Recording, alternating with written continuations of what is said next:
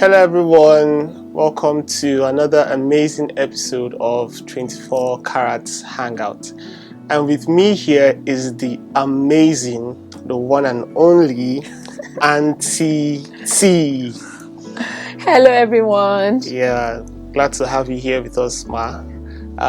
So driving straight into what we have today, we'll be talking about an important topic, one that's common among young people today, and that topic is depression, right? Depression. So we've heard the term depression used a lot in this age, so we'll be talking about it from the right perspective, which is the Christian perspective, because 24 carats is 100% Christ, so we'll be talking about it from that perspective.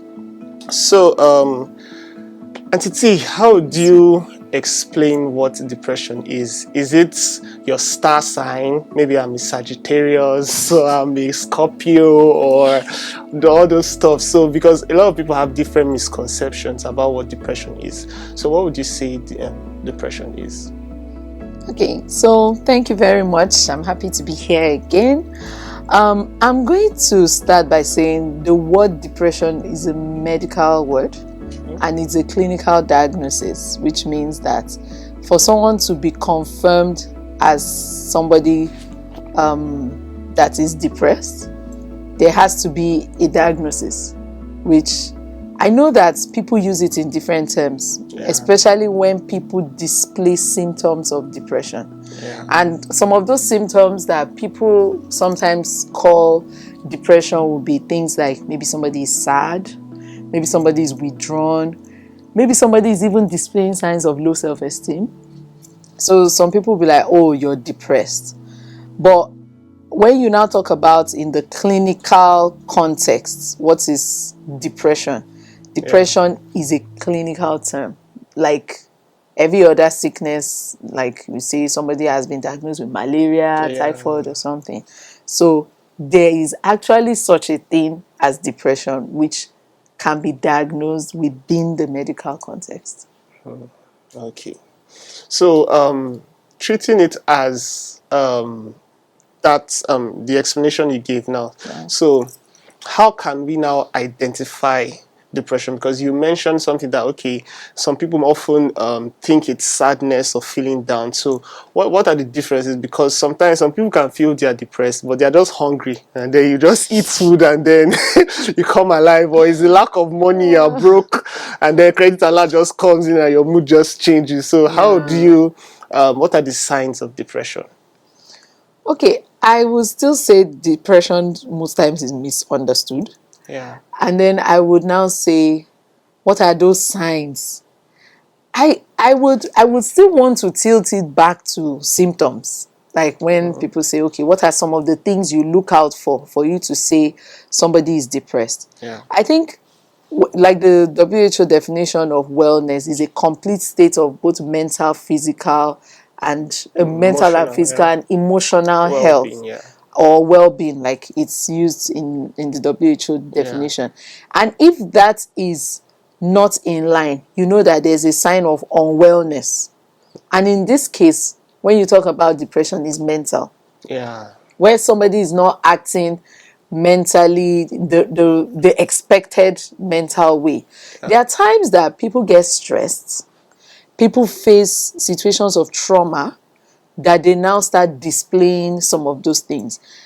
And as much as I would encourage everyone to pray in any form of symptom or anything, there's a need to actually seek the help of a specialist.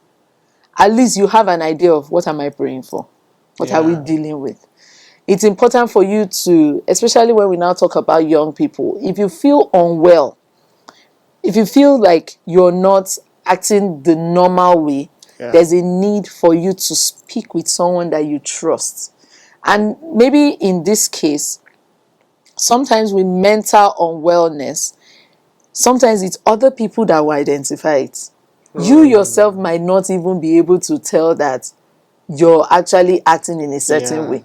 So it's not every form of mental unwellness that you'll be able to identify yourself. sometimes there's a need for someone else to identify it for you, and someone draws your attention to it. So as that young person, what do you do at that point? Is to flow through with whatever the counsel is, the advice is, and work within that space. Amazing. Because I think there's a tendency for us as Africans to think everything is spiritual. Yeah, so exactly. When you're depressed, your village people have started doing something, basically. Yeah. So thank you so much for that, Auntie. There's a research on depression in young people, and it says that from the ages to 14 to 19, right, there's a certain percentage of young people that are depressed. And in that sense, that depression often graduates into a much more unhealthy mental disorder. And oftentimes that leads to suicide. In fact, I was shocked when I was doing the research because they said suicide is one of the leading causes of death in young people. That's amazing. That's just alarming, rather, I mean to say.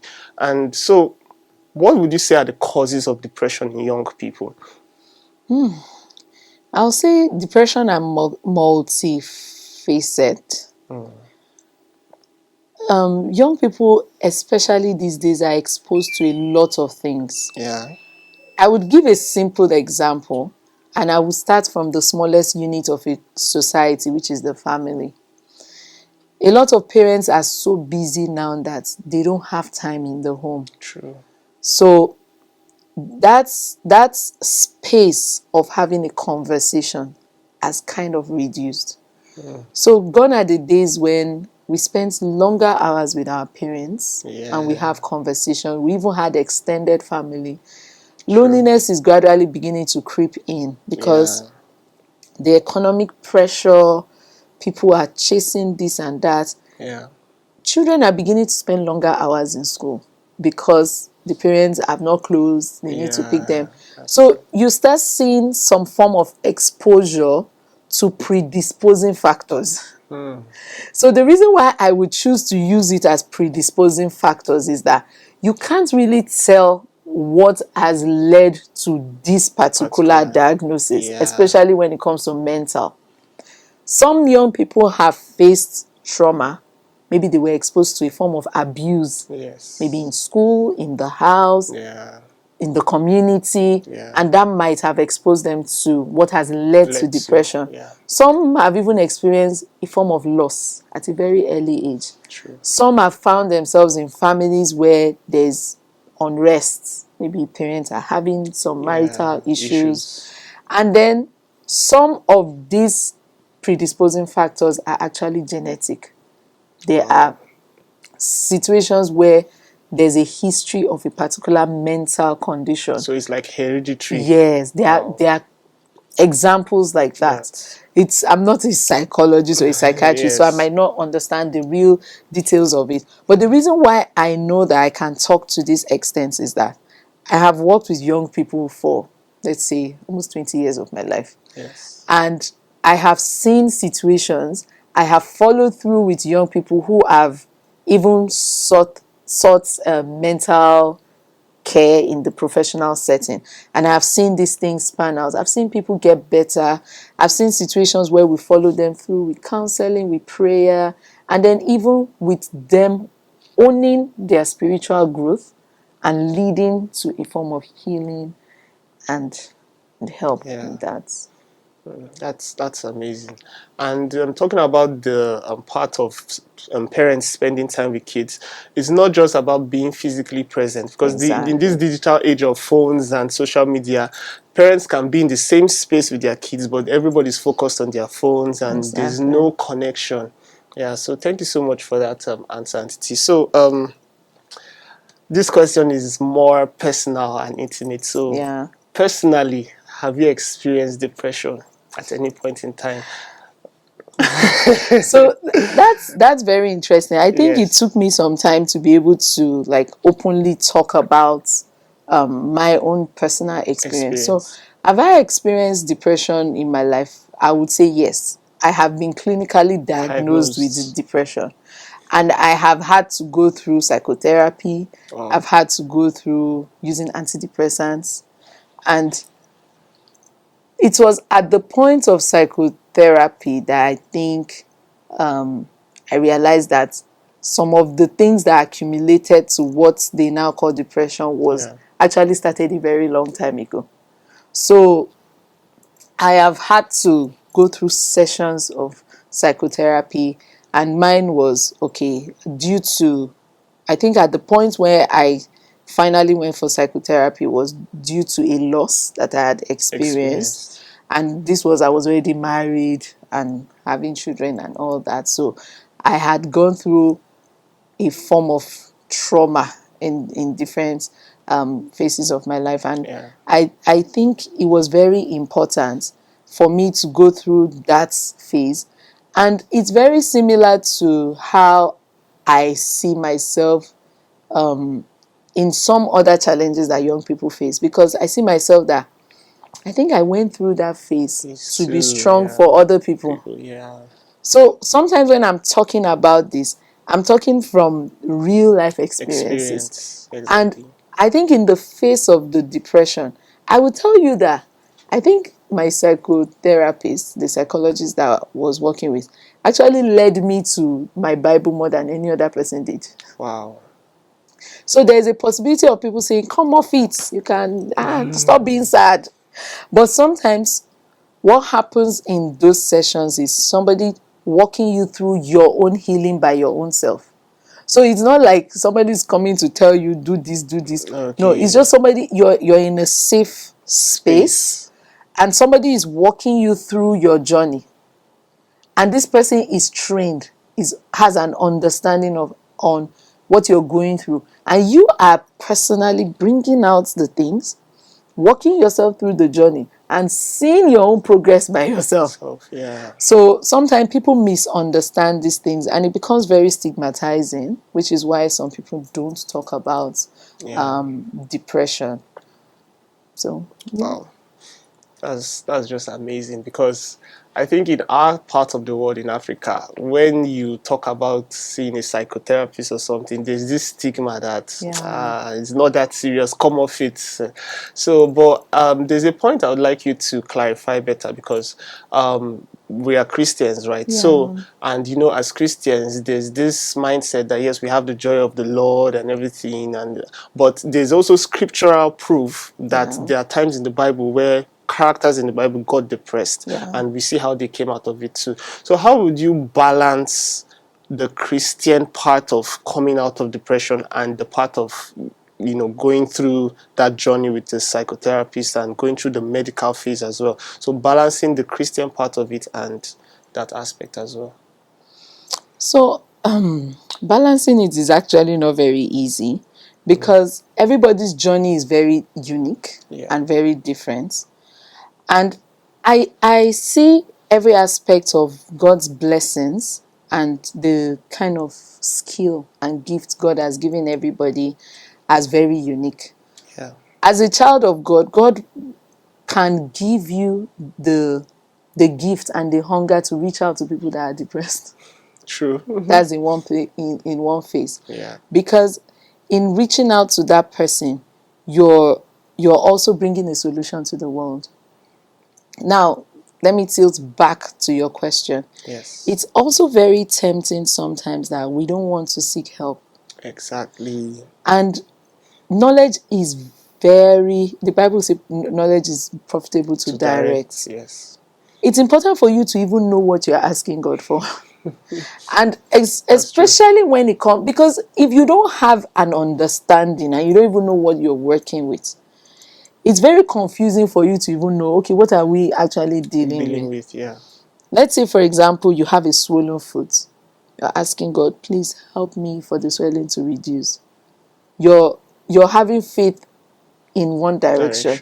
Sometimes when it comes to something mental, you actually don't even have an understanding. I think for a very long time, it took other people to tell me that there's actually something wrong with you.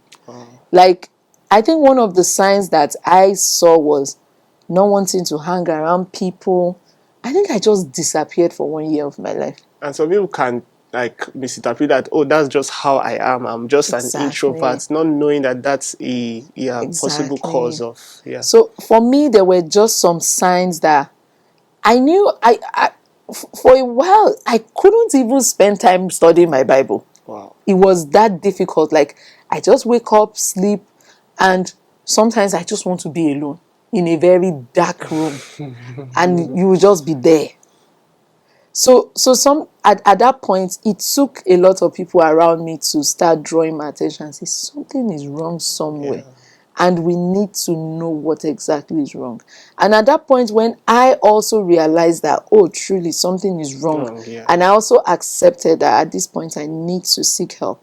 At that point, it was now important to now speak up and now start following through the whole process of healing and things like that. Yeah. Oh, amazing. Thank you so much for being vulnerable, because not everybody wants to, talk about these things, Thank you so much, Ma. So, finally, so how can a young person, or any person really that is going through that season now, how do you advise them to come out of it? What are the practical steps that they can take? I know you've mentioned some in the course of your answers, but what other practical steps can they take to come out of that? So, like I would always say, every young Christian must have a relationship with God. Absolutely. Every young Christian must be prayerful.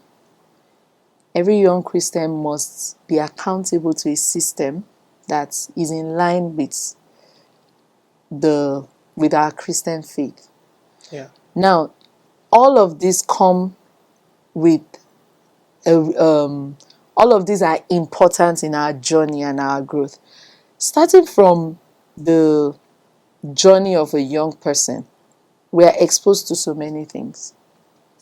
Very true. We're exposed to, like I tell the young girls with me, I'm like, there are so many hormonal imbalances that come sometimes, and they are not things that God cannot handle. They are not things that we cannot handle. I know it's very easy for people to say, oh, girls are very emotional. But the interesting thing is, even boys are emotional.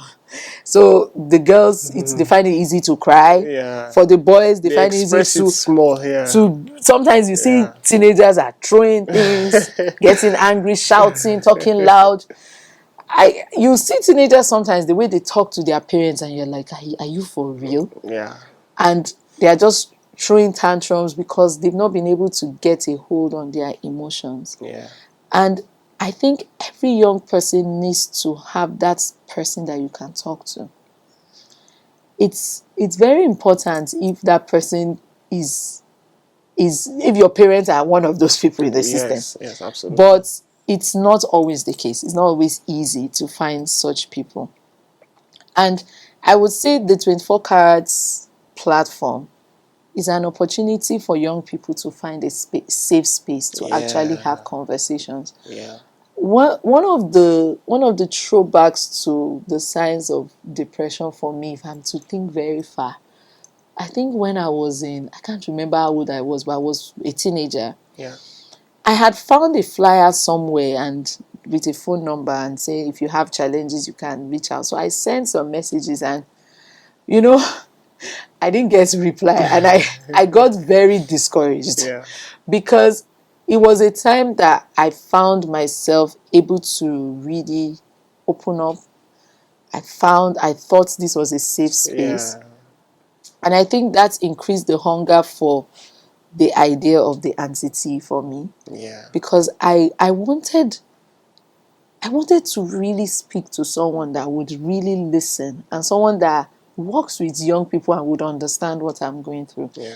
And I think I could see God leading me through that process of becoming the answer I was searching for. So it's not an easy phase to go through as a young person. I've had a lot of young people reaching out to me, and we've been able to walk through the process. And the way it works with me is that when we get to a point where I identify that you need this particular help, I immediately refer you to that space and just walk with you and like, how are you doing? What's going on? And things like that, especially things that would need professionals to work with. So, wow. That's just amazing. That's just amazing. Thank you so much, Auntie T, for sharing from your wealth of knowledge with the whole world, not just 24 carats youth. And yeah, with that, I think we've come to the end of this episode. So thank you so much, guys, for listening and for watching. If you have more questions on the topic of this, depression or contributions, please feel free to drop it in the comment section, and hopefully we'll come your way soon in another amazing 24 carats hangout video. Until then, bye. Thank you. Take Bye. care.